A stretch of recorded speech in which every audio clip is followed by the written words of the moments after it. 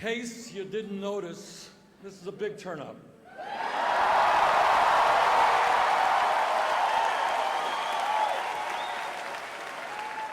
Let me thank Troy for that very generous introduction. Let me thank my wife, Jane, for walking me up here.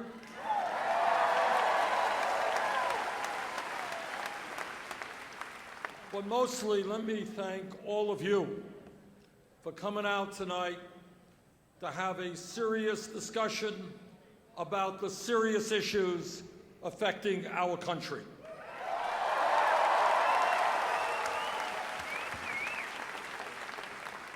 You know, in recent weeks, we've had great turnouts all over this country. We had some 10,000 people coming out in Madison. We have crowds in Minneapolis, in Denver, all throughout Iowa, in New Hampshire. And look at this turnout here tonight in Portland.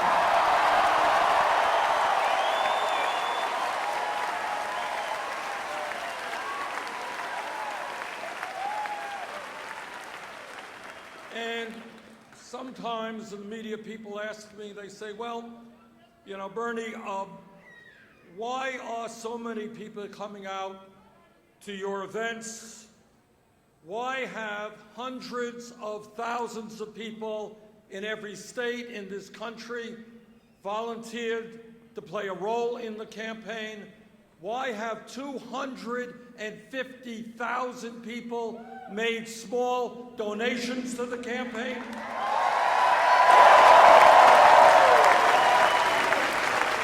Why are grassroots organizations popping up all over America? And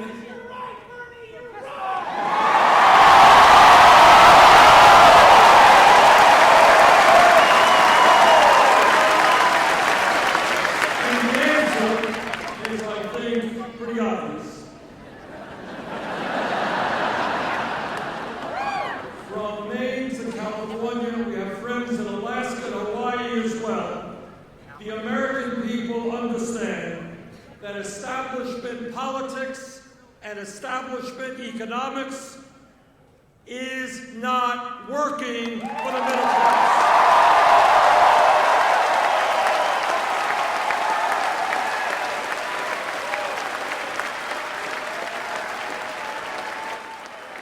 They understand that the greed of Wall Street and the greed of corporate America is destroying the great middle class of this country.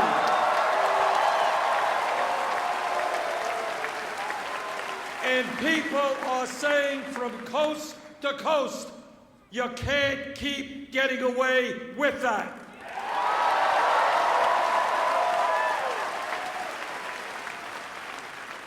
And people understand that in this great democracy, the longest democracy in American history, that it is not acceptable that a handful of billionaires are now controlling our political process.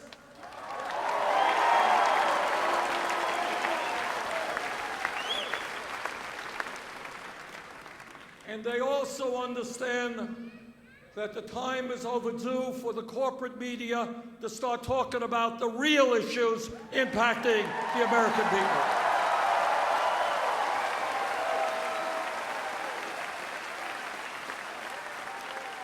In other words, all over America, people are becoming involved in this campaign because they want change, real change, and that is what this campaign is about.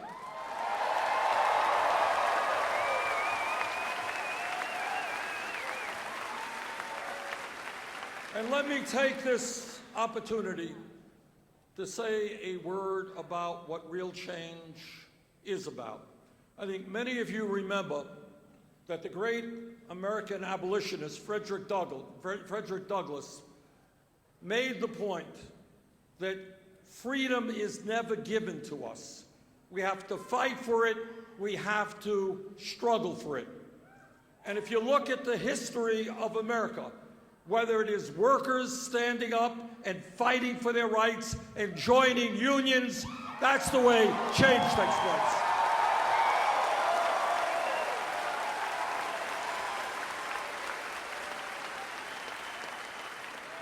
And when we had an apartheid system in this country, African Americans stood up and said, enough is enough. They joined with their white allies. We broke down the walls of segregation and racism.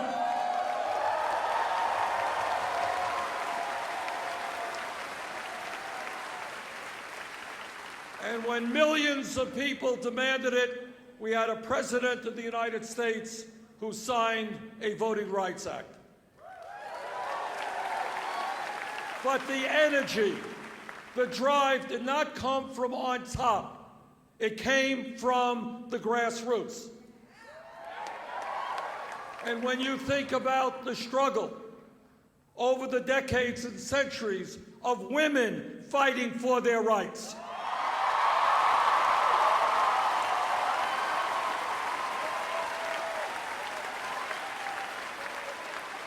we think about the suffragettes, women who fought, went to jail, sometimes died, to say that in America, women will not be second-class citizens.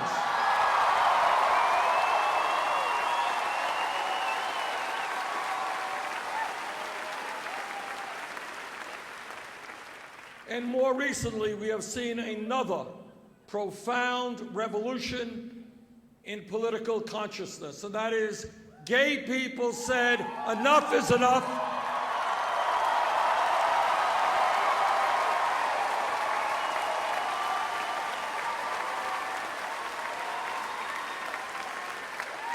We will not be intimidated. We will not be discriminated against. And their straight allies stood with them. And last week, the Supreme Court did the right thing.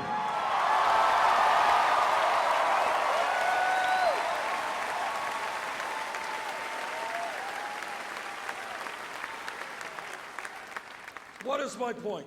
My point is a simple one, is that if we want real change, it's not just electing someone, hopefully me,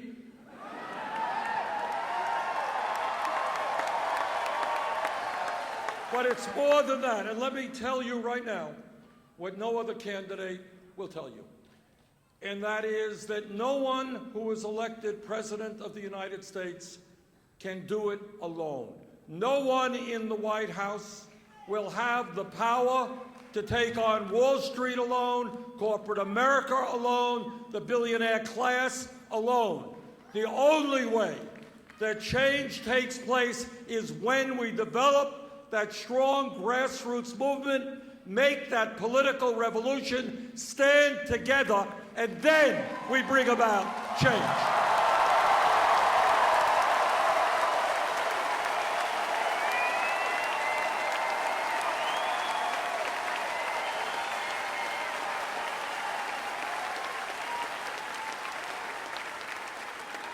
And when the people start moving, then the people on top start listening. Let me just give you a few, very few examples. Over the last couple of years, almost all of my Republican colleagues in Congress have said, we have got to cut Social Security. But then a funny thing happened.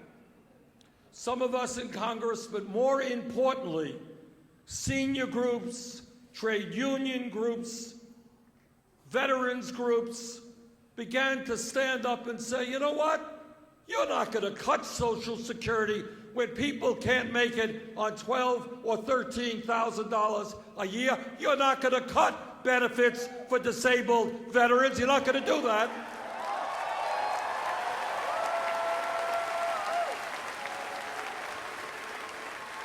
And in fact, what you are going to do is expand Social Security benefits.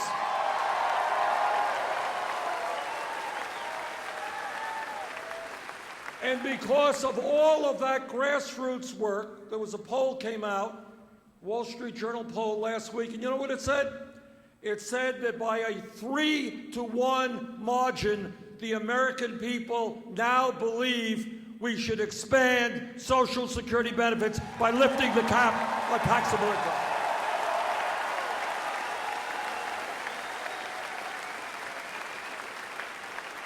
That's how change comes about. Let me give you another example.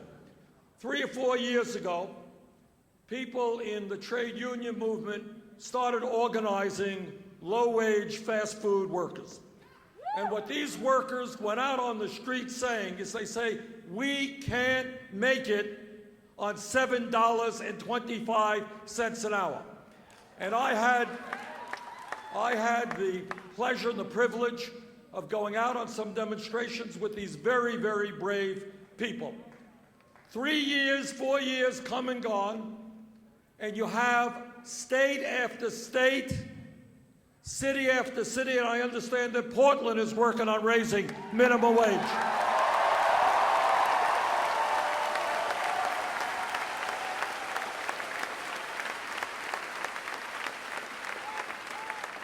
And here's what's interesting.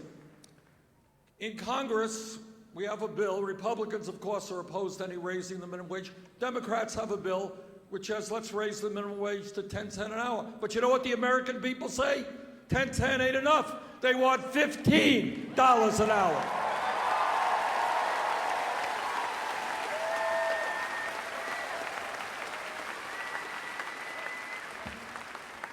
So that is what happens when millions of people, whether it's seniors fighting for expanding Social Security, low-wage workers fighting to raise the minimum wage, the gay community fighting to make sure that gay marriage exists in 50 states in this country. When people stand together, there is nothing we cannot accomplish.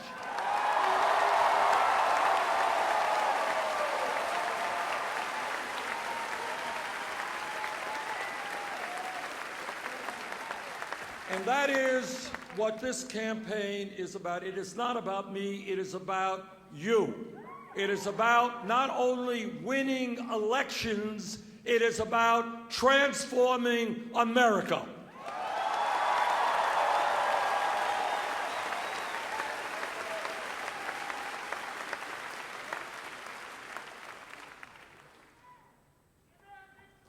When we talk about the serious issues facing this country, at the top of my list is the disgrace that in our country today we have more income and wealth inequality than any other major industrialized nation on earth.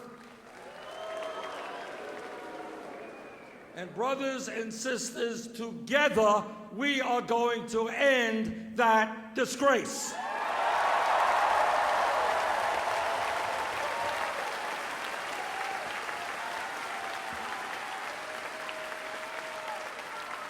Now, the truth is that America today is the wealthiest country in the history of the world. But most people don't know that. Most people don't feel that. Most people don't see that because almost all of the wealth rests in the hands of a tiny few. The issue of wealth and income inequality, to my mind, is the great moral issue of our time. It is the great economic issue of our time, and it is the great political issue of our time.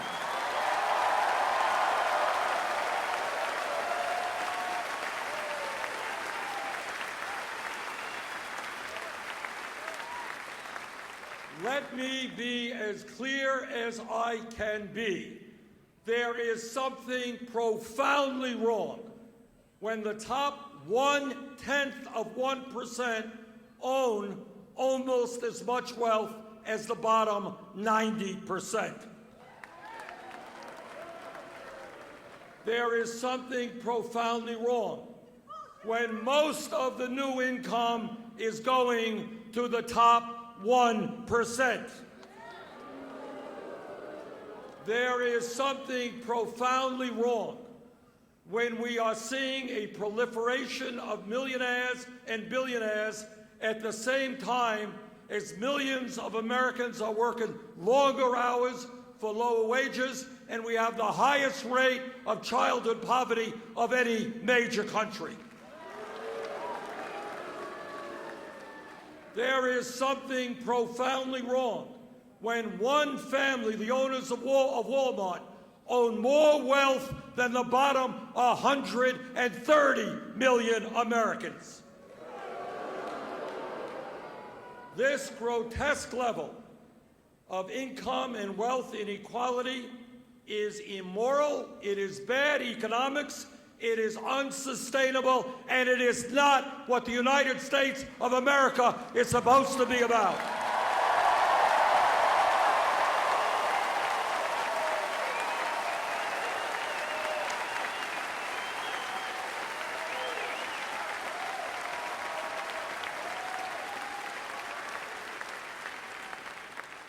And let me not equivocate.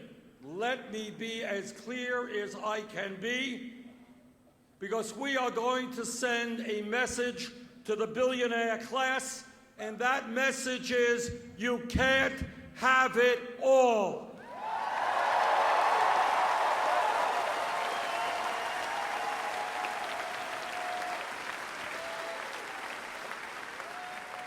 You can't get huge tax breaks when children in America go hungry.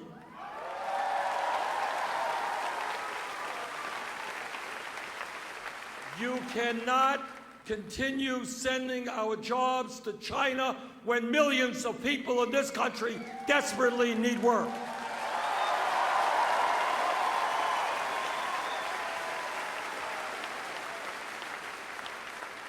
You cannot hide your billions in profits in the Cayman Islands and other tax havens while we have massive unmet needs in this country.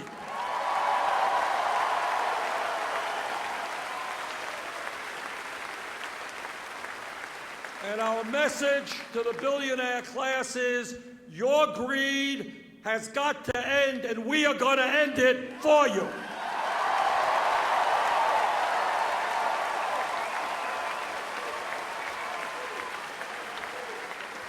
The billionaire class cannot take advantage of all of the benefits of America if they refuse to accept their responsibilities as Americans.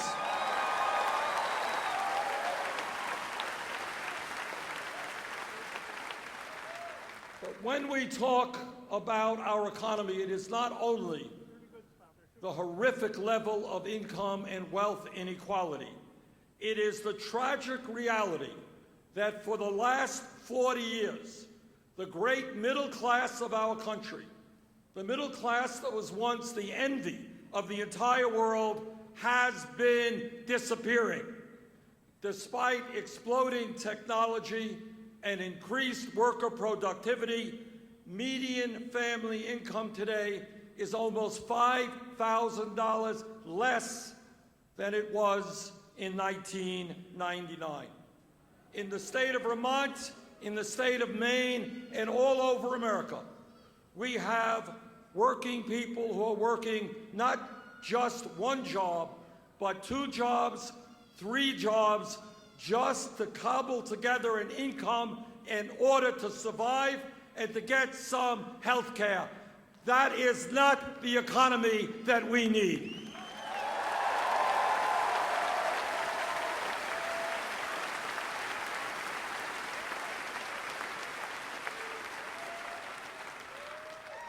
When you talk about the economy, we also have to have an honest assessment of unemployment in America. Now, once a month, the government publishes a set of figures. And the last figures they published said that official unemployment was 5.4%.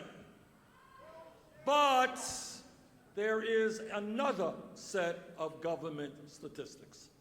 And that says that real unemployment, if you include those people who have given up looking for work and the millions of others who are working part-time, 20, 25 hours a week, when they want to work full-time. If you add all of that together, real unemployment is 10.5%. But let me tell you something that is even more frightening and is an issue that we do not talk about at all. And that is the tragedy in this country of youth unemployment. And I don't care if nobody else talks about this issue, we will talk about this issue. And here's why.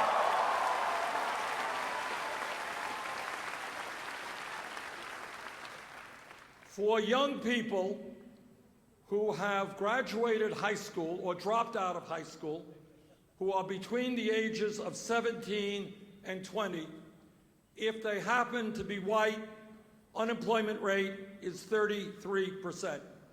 If they are Hispanic, unemployment rate is 36%. If they are African American, real unemployment rate for young people is 51%.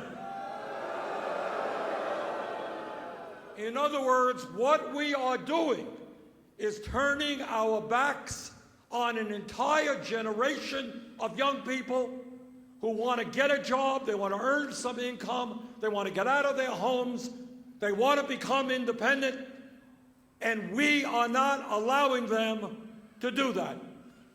And if you do not believe that there is a correlation between high youth unemployment and the fact that this country has more people in jail than any other country on earth, you would be wrong.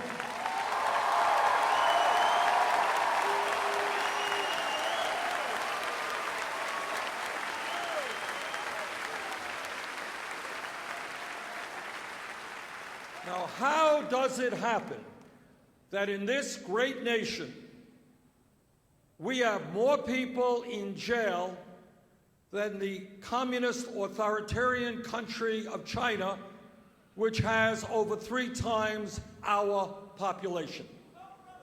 And in my view, and I feel this very, very strongly, instead of locking up our young people, maybe it's time we found jobs for them and education for them.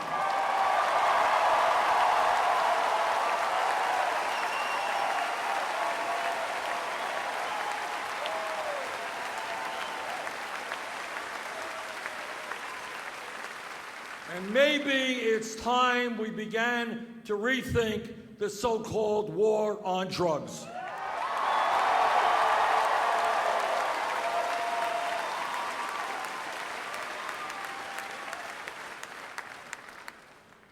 And when we talk about our economy, we're talking about income and wealth inequality, we're talking about rates of unemployment that are much too high, but there is another reality that we have got to address, and that is that millions of Americans today are working at wages far, far too low for them to sustain a family.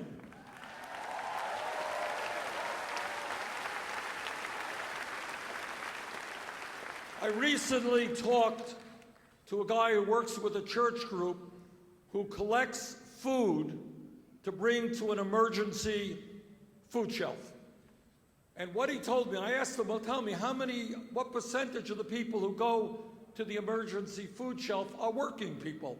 And he said 90% of them are working. In other words, what we see all over America is that people are working 40 or 50 hours a week, but they are not earning enough money to provide adequately for their families. What we have got to recognize is that the federal minimum wage of $7.25 an hour is totally inadequate. It is a starvation wage. We've got to raise the minimum wage to a living wage.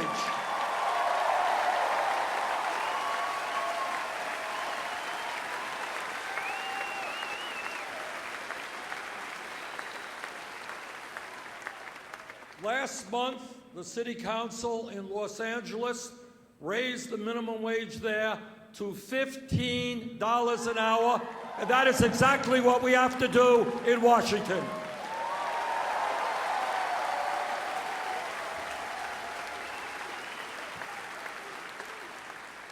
It is not a radical idea to say that in America, somebody who works 40 hours a week should not be living in poverty.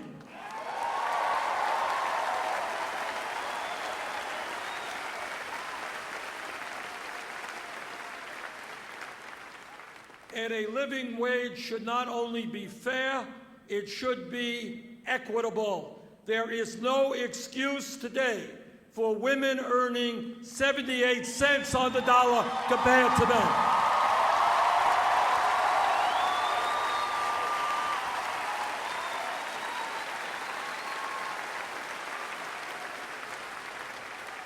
We need pay equity for women workers, and when we do that, we take a big chunk out of poverty in this country.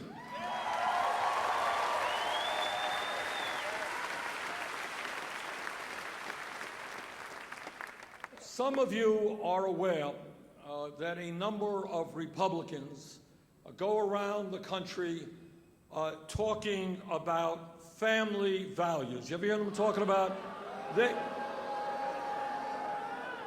They just love families. That's all there is to it. But if you take a hard listen to what they are talking about when they refer to family values, this is what they mean. They are saying to every woman in America that she cannot control her own bodies. I disagree.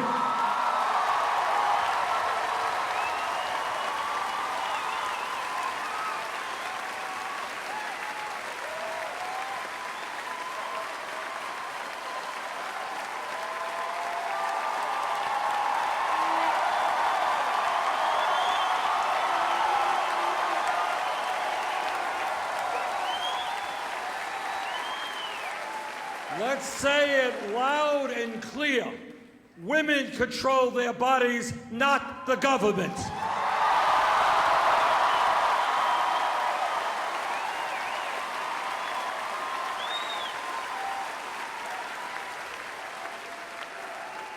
And when the Republicans talk about family values, what they mean, quite literally, is that women should not have the right to purchase the contraceptives that they need. And when they talk about family values, they tell us that our gay brothers and sisters don't have the right to start a family, don't have equal rights in America. Well, you and I have a very different vision and view of family values.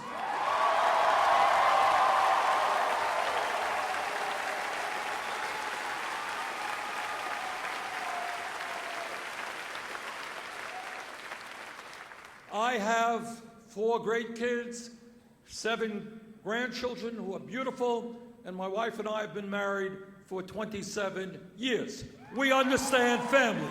We believe in family. So let me tell you what real family values are about.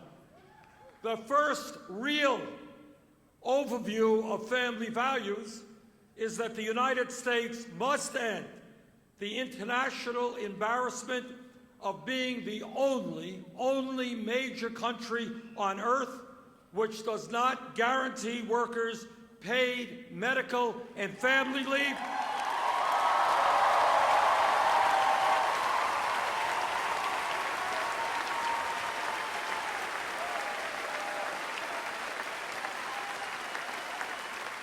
The only major country on earth that does not guarantee paid sick time or paid vacation time.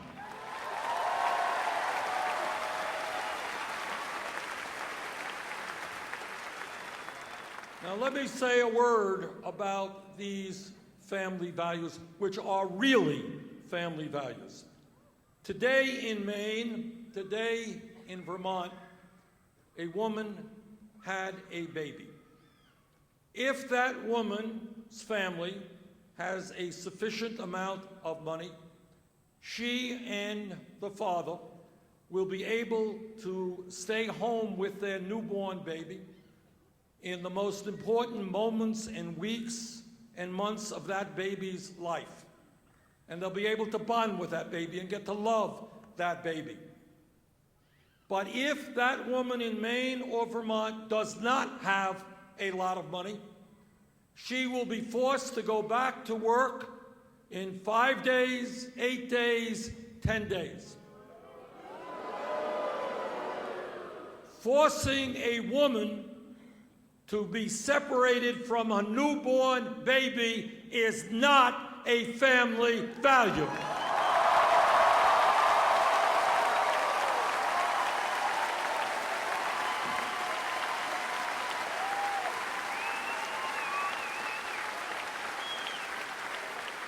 And that is why I will demand that the United States of America join the rest of the world and provide at least 12 weeks of paid family and medical leave.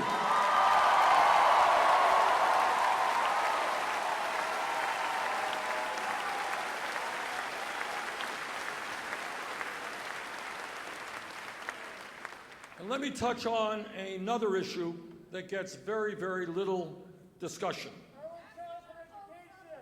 And that is as a result of the collapse of the American middle class, and as a result of the fact that many of our people are working longer hours for low wages, it turns out that our people are now working the longest hours of any other people in a major industrialized country. Japanese are very hardworking people. We work 137 hours a year more than they do. We work 260 hours a year more than the British. And God bless our friends in France, we work 500 hours a year more than the French.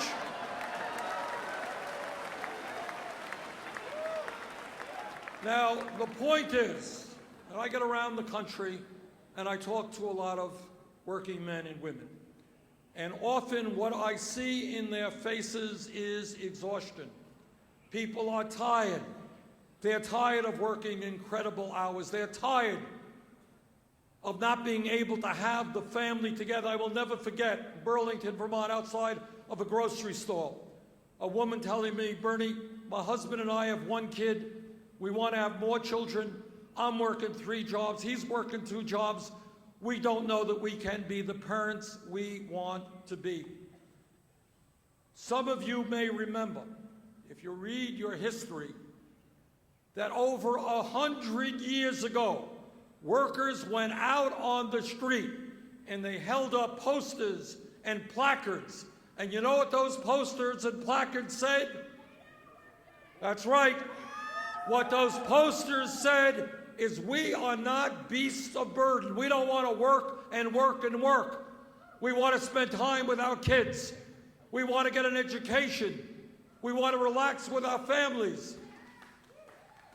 But today, unbelievably, 100 years have come and gone, and 85% of working men, 66% of working women are working longer than 40 hours a week. The least that we can do in this country is guarantee every worker 2 weeks of paid vacation.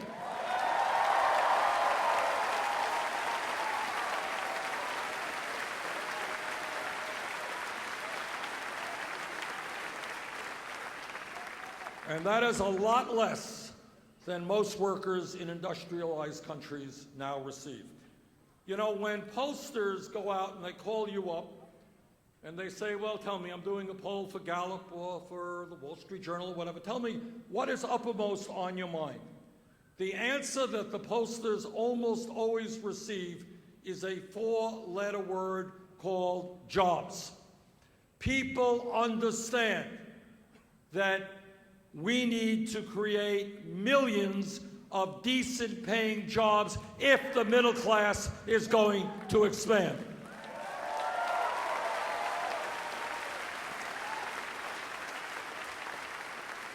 As all of you know, our infrastructure, our roads, our bridges, water systems, our wastewater plants, our rail system, our levees, our dams, in many parts of this country, they are crumbling.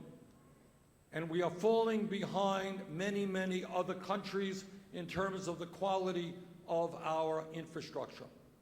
If we have over 30% of our kids unemployed, if we have 10.5% of adults unemployed, it is time to put millions of people back to work rebuilding our crumbling infrastructure.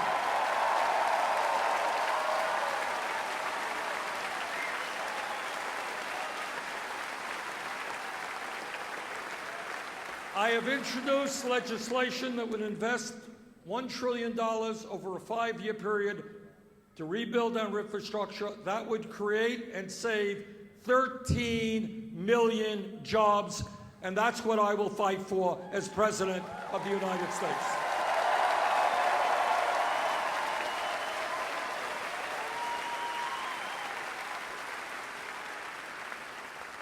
But when we talk about jobs, it is not just creating jobs, it is saving jobs.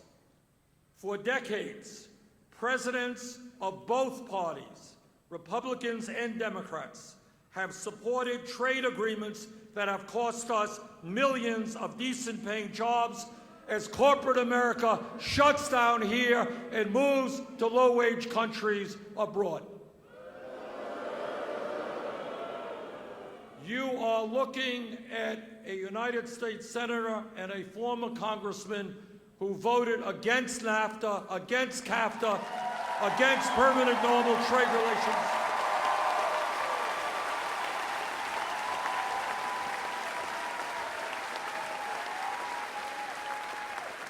We need a trade policy in this country which demands that corporate America start investing in the United States, not just in China. A trade agreement which works for working families and not just the CEOs of large corporations.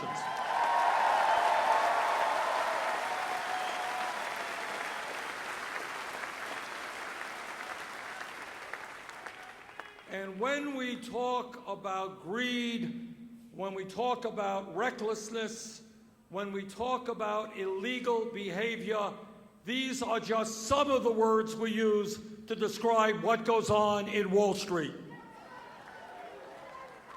In my view, given the incredible power that Wall Street has, we will have the 6th largest financial institutions in this country, having assets equivalent to 60% of our GDP, where every month you read about them being fined $1 billion here and $1 billion there for illegal behavior. In my view, it is time to break up the largest financial institutions in this country.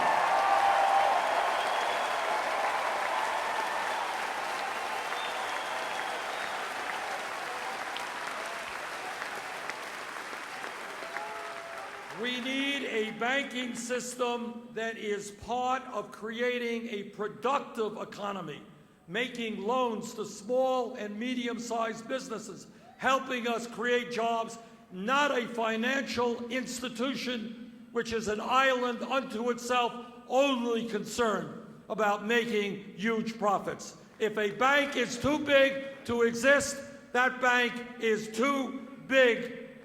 I said that wrong. Let me say it again. If a bank is too big to fail, that bank is too big to exist.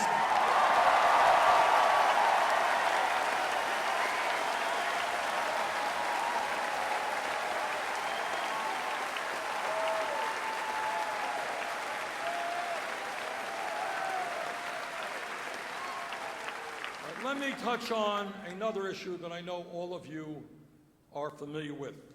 And let me be as blunt as I can be, in case you haven't felt that I was blunt enough, and tell you that as a result of the disastrous Supreme Court decision in the Citizens United case, you're right, as a result of that decision, the American political system has been totally corrupted, and the foundations of American democracy are being undermined. What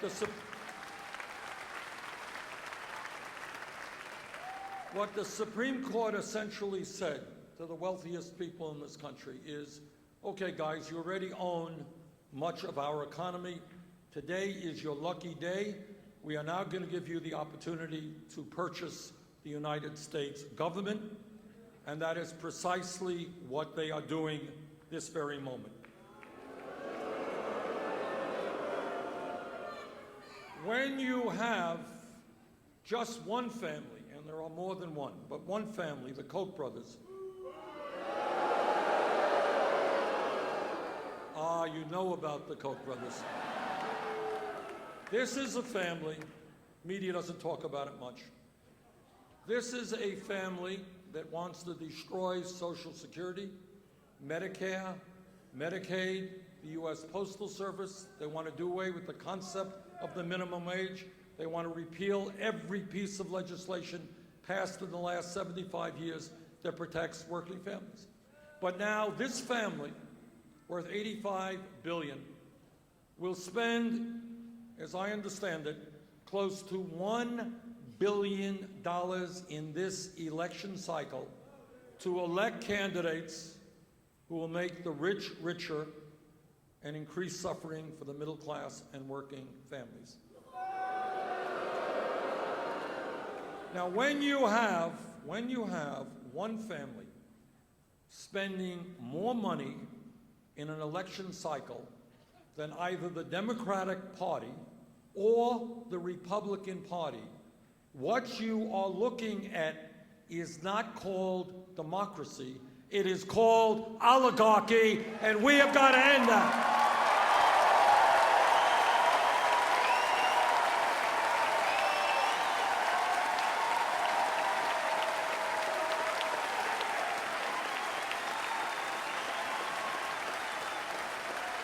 The United States of America and our government are not for sale.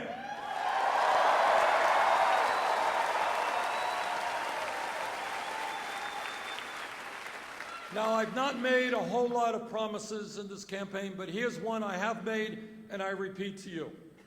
There is no nominee that I will bring before the United States Senate to be a Supreme Court justice unless that man or that woman is loud and clear and tells us all that he or she will vote to overturn Citizens United.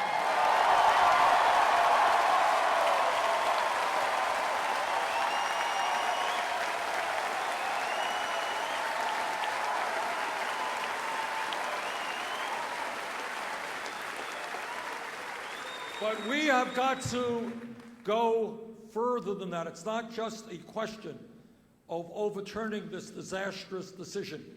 If we believe, as I think all of us do, that we want the United States to be a vibrant democracy where we have the highest voter turnout of any country on earth, not one of the lowest, where young people, regardless of their political point of view, or anybody, working person, wants to run for office, that they can run for office without begging millionaires for campaign contributions.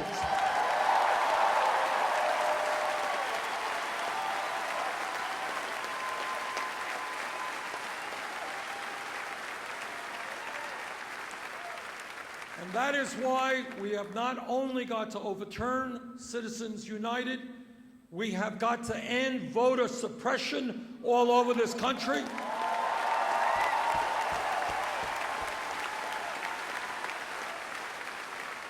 And most importantly, we have got to move toward public funding of elections.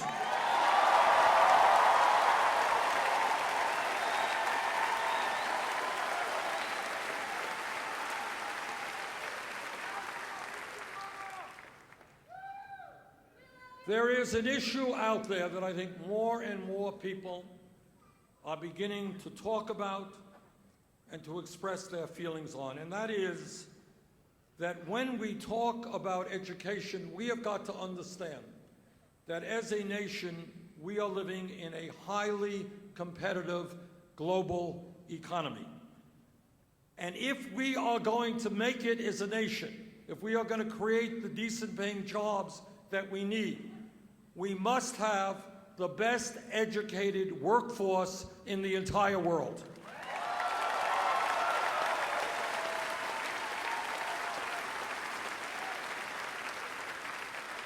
Right now, unbelievable but true, right now in America, in Maine, in Vermont, and all over this country, we have hundreds of thousands of bright, qualified, ambitious young people who not only want to make it into the middle class, but they want to serve their country in a variety of ways. But these bright, qualified young people cannot get a college education for one reason, and that reason is their families do not have adequate income. That is wrong. That has got to end.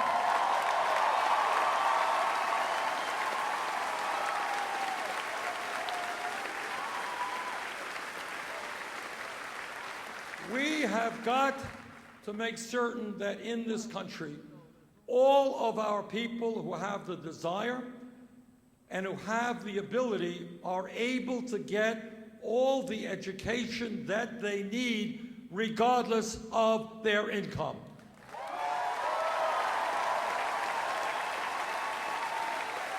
And that is why I have introduced legislation which I will fight to implement as president, which says that every public college and public university in America will be tuition free.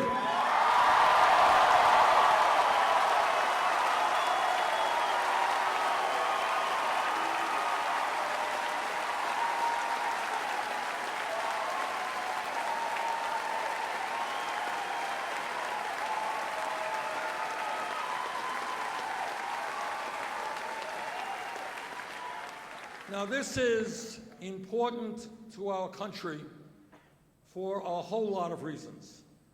We need scientists, we need engineers, we need teachers, we need police officers, we need a well-educated population.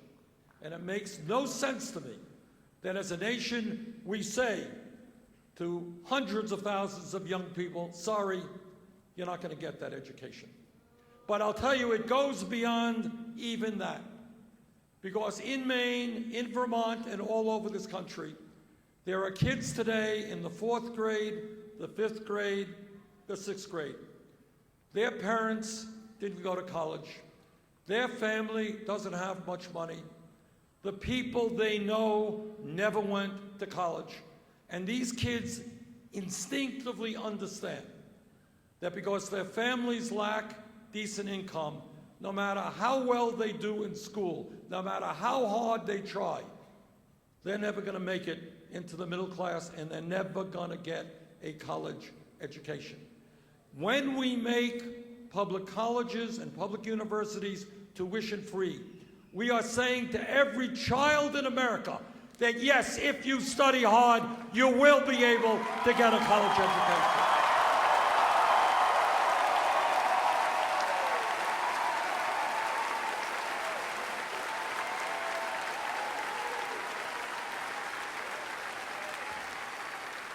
And there is a related issue out there with regard to the financing of higher education, and that is the absurdity that we have millions of Americans, some young and not so young, people who are suffering under oppressive student debt.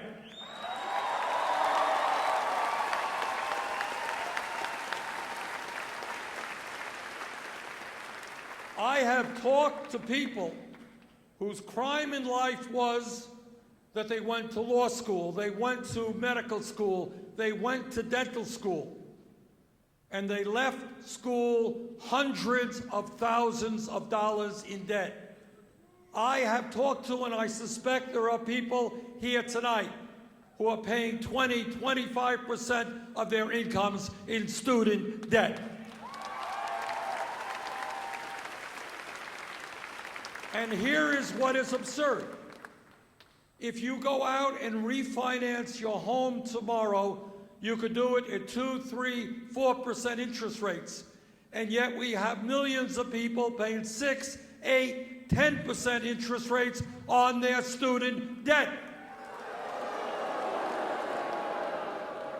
Furthermore, we have the United States government now making billions of dollars in profits off of the high interest rates that working class families are forced to pay to send their kids to college.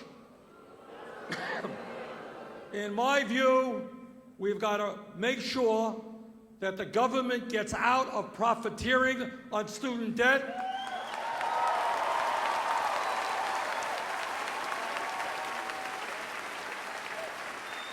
That people holding that debt can refinance it at lower interest rates, and when we do that, we can bring interest rates down by more than half.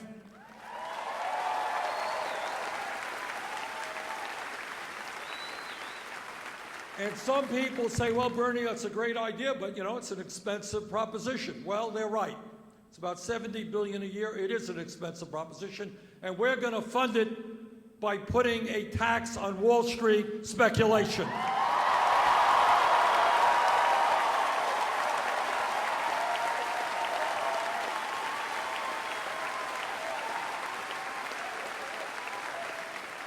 The taxpayers of this country bailed out the illegal behavior on Wall Street. It's Wall Street's time to help the middle class of this country.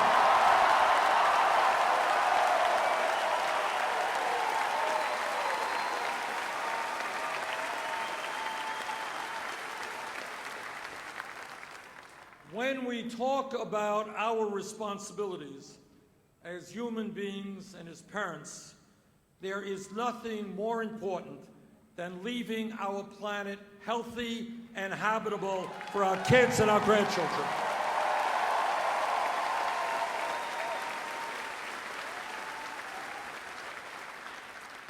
Brothers and sisters, the debate is over.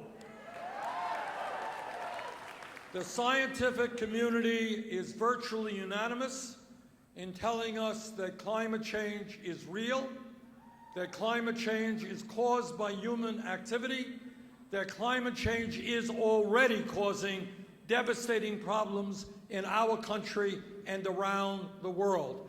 And you need look no further than the water situation in California or the heat wave in Pakistan.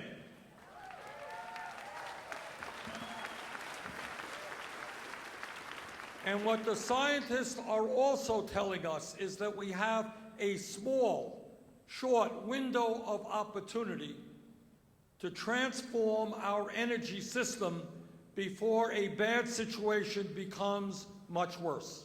And by that, what they are telling us is if we don't get our act together, the planet Earth will be between 5 degrees and 10 degrees Fahrenheit warmer by the end of this century. And what that will mean is more drought, more flood, more extreme weather disturbances, more acidification of the ocean. And what it will also mean, according to the CIA and our Department of Defense, is that when people around the world don't have land that they can grow their food on, don't have enough water, there will be migrations of people causing international conflict. The United States must accept the moral responsibility of leading the world in transforming our energy system.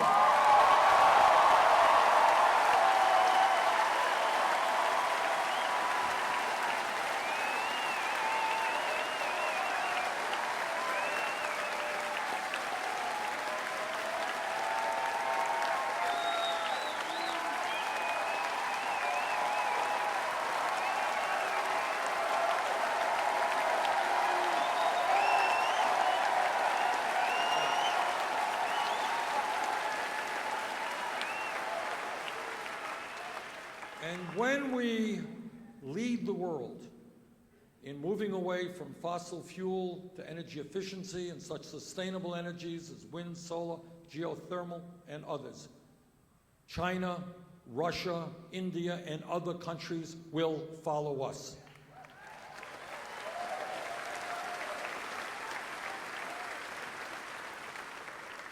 Let me touch on one other issue of enormous consequence. I mentioned earlier, the United States is the only major country on earth that doesn't provide paid family and medical leave, doesn't provide paid sick time, doesn't provide paid vacation time. But there is another area that we are lagging far, far behind every other major country. And that is, in my view, we must join the rest of the industrialized world and say loud and clear, health care is a right of all people.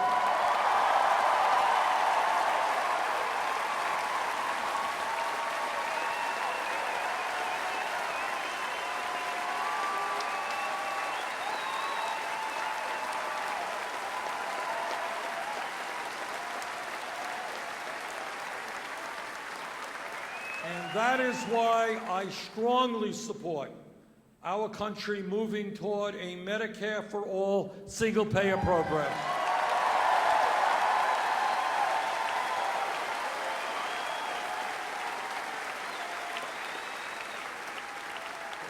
Brothers and sisters, thank you so much for being here. And let me conclude my remarks by saying this. This is what I want to say. I want you, to understand that, again, this is not about me. It is about you, your kids, your parents, the future of America. We are in a pivotal moment in American history. We have seen in the last number of decades some real great progress in making America a less discriminatory society. But on one major issue, not only are we not making progress, but we are falling behind, and that is the economic struggle. Today in America, we are living in a country where some people have unimaginable wealth, while many people are literally struggling to put food on the table. I want all of you not to think small. Don't accept the kind of worldview that you see on TV or that most politicians throw out. Well, you know, maybe we cut education by 2% or 4%. Maybe we throw this many people off of health care or that many people. That should not be the debate.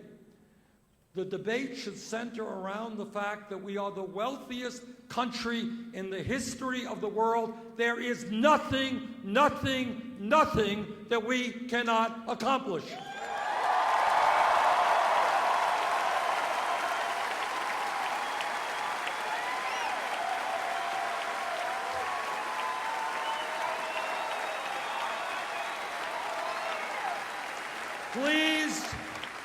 Please don't tell me that the United States of America, our great country, cannot guarantee health care to all people. Don't tell me that.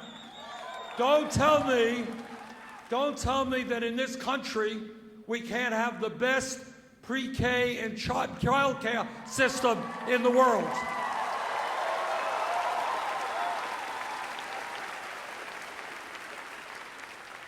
Don't tell me that every person in this country should not be able to get all the education they need regardless of their income. Don't tell me that we cannot rebuild our crumbling infrastructure. Don't tell me that we cannot lead the world in transforming this planet's energy system. We can do that and more if we do not allow them to divide us up by race, by sexual orientation, by gender, by not allowing them to divide us up by whether or not we were born in America or whether we're immigrants.